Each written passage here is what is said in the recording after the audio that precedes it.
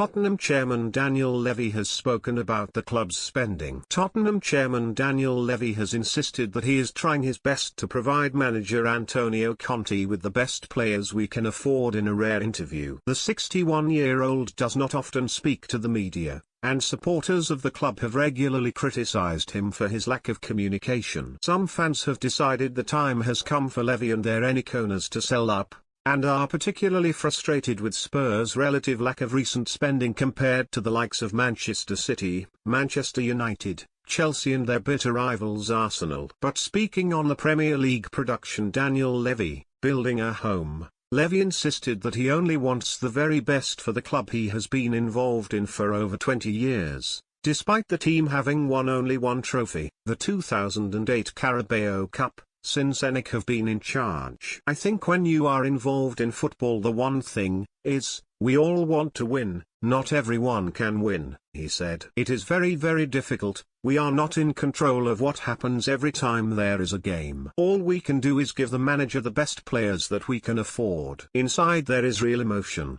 I am just being respectful for the opposing team around me. If we lose, it ruins my whole weekend. If we play bad, it is even worse. If we win, it is great. Levy is also known for his ruthlessness when it comes to chopping and changing managers. A particularly controversial decision was to axe Mauricio Pochettino in 2019, just months after the popular Argentinian had guided Spurs to the final of the Champions League, where they lost to Liverpool. It is still unclear whether Conte will stay beyond this summer, with the Italian's contract due to expire at the end of the season. And Levy added, managers know that it is just part of the game that managers come and go. But we all dream that we want to have a manager that lasts 10-15 years.